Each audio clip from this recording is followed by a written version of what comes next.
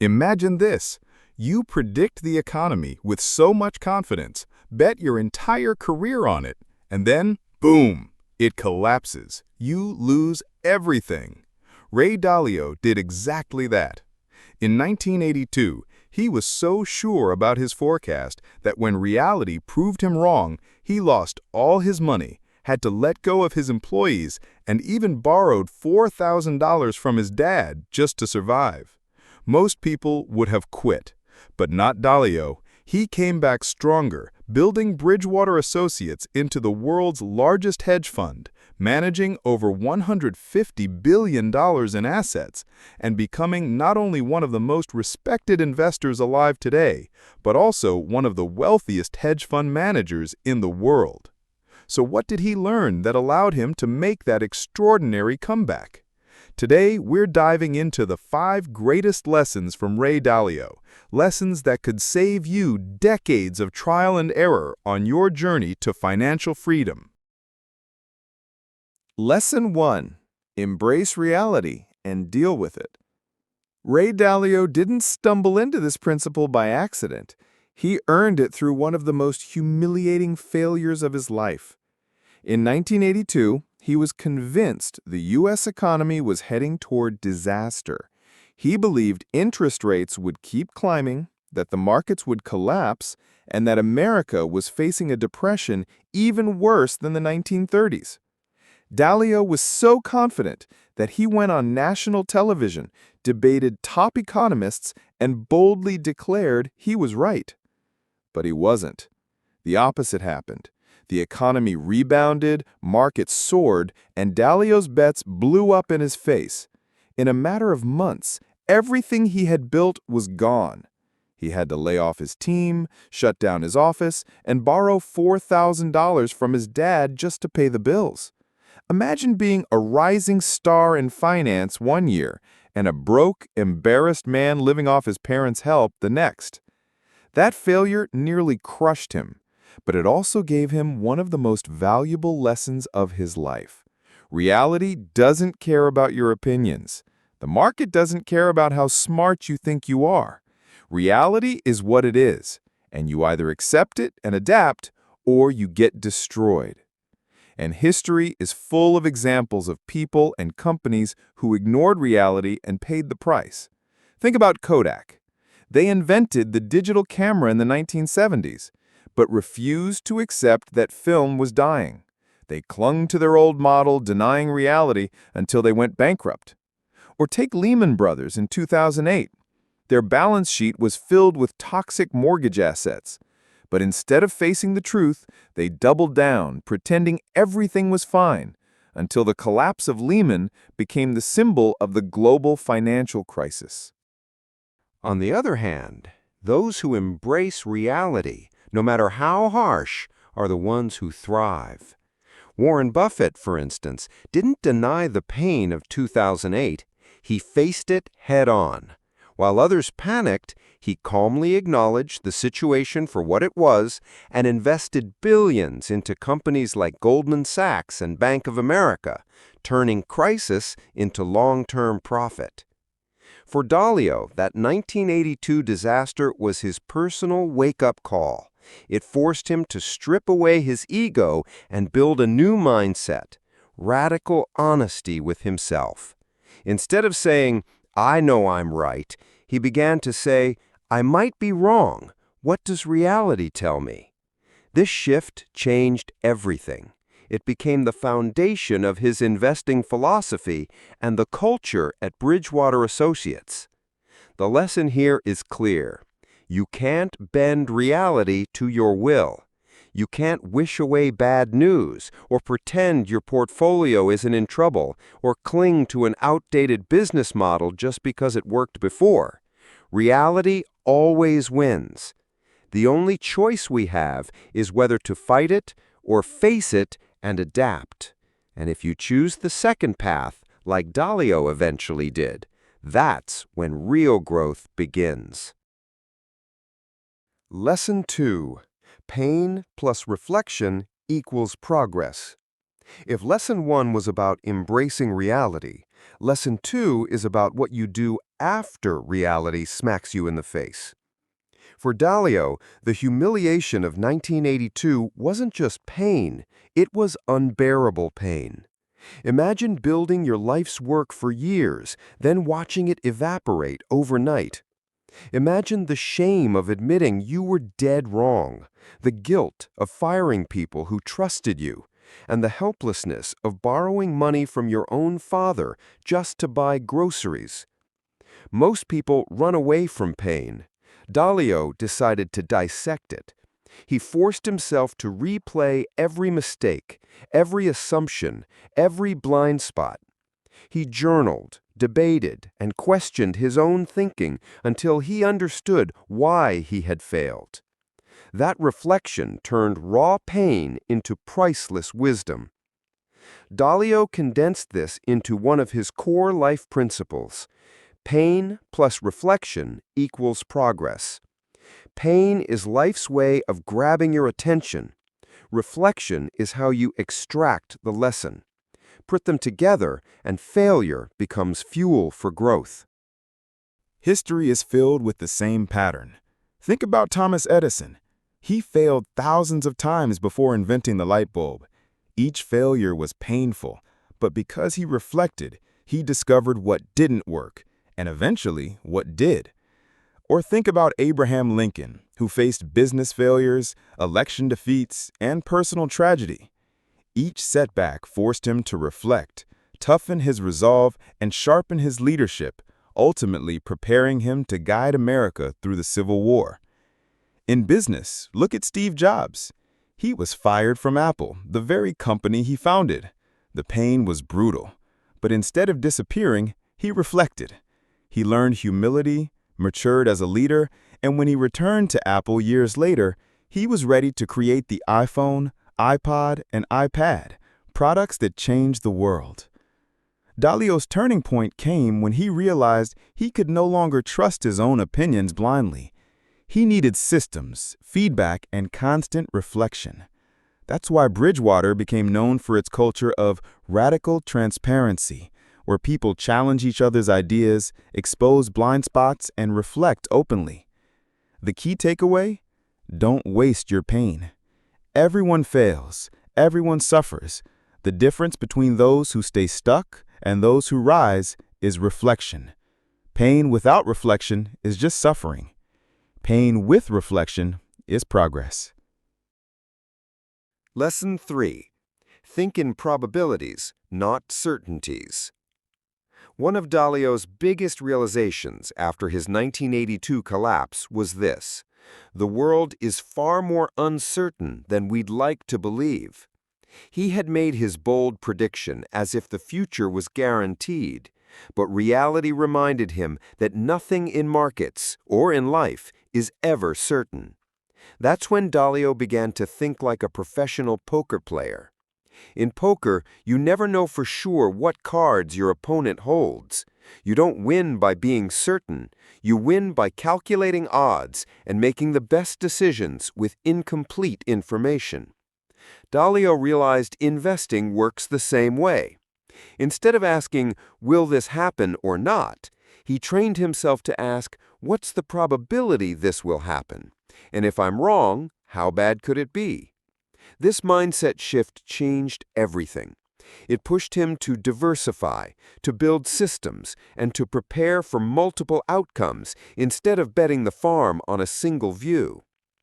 History offers powerful reminders of why probability thinking matters. Take the 2008 global financial crisis. Very few people saw it coming. But those who thought in probabilities, like hedge fund manager John Paulson, asked, what are the odds that the housing market, after years of reckless lending, could collapse? Paulson didn't know for sure it would happen, but he calculated the odds were high enough, positioned accordingly, and made one of the greatest trades in history. Or look at the Apollo 11 moon landing in 1969. NASA engineers didn't assume certainty. They planned for probabilities, thousands of simulations, contingency plans, and backup systems. That probabilistic mindset is what allowed humans to set foot on the moon and return safely, despite enormous unknowns. Even in sports, probability rules. Think about Bill Belichick, coach of the New England Patriots. He's known for making unconventional calls, like going for it on fourth down, because he calculates probabilities, not emotions.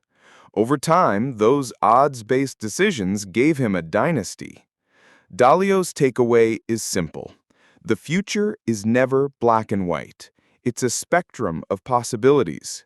If you think in certainties, you set yourself up for disaster the moment reality diverges from your script. If you think in probabilities, you become adaptable, resilient, and prepared. For investors, this means building portfolios that can survive a wide range of outcomes. For everyday people, it means recognizing that no plan is guaranteed, but with probabilistic thinking, you can tilt the odds in your favor. Dalio once said, "He who lives by the crystal ball will eat shattered glass." Don't chase certainty, manage probabilities. That's how you survive the unknown. Lesson 4. Radical Transparency and Open Debate. If there's one thing that truly set Ray Dalio apart, it's the culture he built inside Bridgewater Associates. He believed that the best decisions come from the best ideas, and the only way to get there was through brutal honesty, radical transparency, and open debate. At Bridgewater, employees were encouraged, even required, to challenge Dalio himself if they thought he was wrong. Meetings were recorded, people scored each other in real time, and no opinion was above scrutiny. Sounds uncomfortable, right? That was the point. Dalio believed that protecting egos and hiding mistakes would only weaken the organization. By shining light on flaws and debating them openly, Bridgewater could learn faster and avoid blind spots. This wasn't just theory, it worked.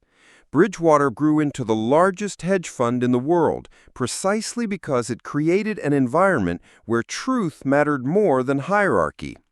Dalio often said, "I don't care if the best ideas come from the intern or the CEO, as long as it's the best idea." History shows us the power of radical openness. Take the Manhattan Project during World War II. The stakes couldn't have been higher, developing the atomic bomb before Nazi Germany. Inside Los Alamos, brilliant but stubborn scientists like Oppenheimer, Feynman, and Teller constantly clashed. Ideas were fiercely debated, egos bruised, but in the process, weaknesses in the designs were exposed and fixed. That ruthless exchange of ideas, however uncomfortable, accelerated breakthroughs that changed history. Or think about Netflix. CEO Reed Hastings famously created a culture of candor. Employees are told to give direct feedback even to their bosses without fear of reprisal. It's not always easy, but it allowed Netflix to adapt quickly, move past mistakes, and dominate streaming when competitors lagged behind. Even in sports, this principle shows up. Take Phil Jackson's Chicago Bulls in the 1990s. With big personalities like Michael Jordan, Scottie Pippen, and Dennis Rodman, conflict was inevitable. Instead of suppressing it, Jackson encouraged open conversations and even mindfulness practices to surface tensions and resolve them. That culture of openness helped turn raw talent into 6 championships. The lesson for investors and for life is clear. Truth is the foundation of progress. If you surround yourself with people who only tell you what you want to hear, you'll never see your blind spots until it's too late. But if you foster open debate, encourage honesty, and invite criticism, you build resilience. Dalio's world is proof. Radical transparency may feel harsh, but it's a gift. It forces you to face reality faster than your competitors. And in investing, in business, and in life, speed of learning often separates success from failure. Lesson 5. Build and follow principles. When Ray Dalio lost everything in 1982, It wasn't just the money that hurt. It was the realization that his thinking had flaws. So instead of simply relying on memory or gut feeling, he began writing down the lessons he learned. Every mistake, every success, every insight became part of a growing rule-book for decision-making. Over decades, those notes evolved into his famous book, Principles, a guide that not only shaped Bridgewater's culture, but also became a blueprint for anyone seeking lasting success. Why was this so powerful? Because Dalio understood that humans are emotional creatures. We panic when things fall apart. We get overconfident when things go well.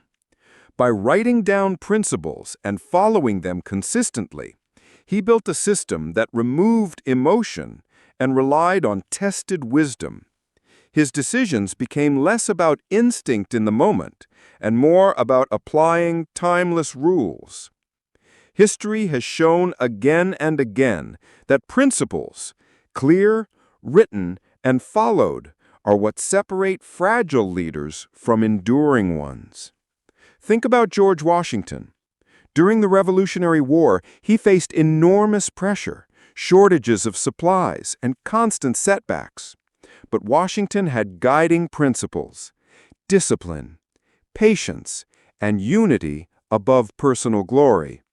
These principles became the backbone of his leadership, allowing a ragtag colonial army to stand against the greatest military power of the age. Without that framework, it's hard to imagine America even being born. Or look at Toyota after World War II. The company was on the brink of collapse, resources scarce, Japan's economy shattered.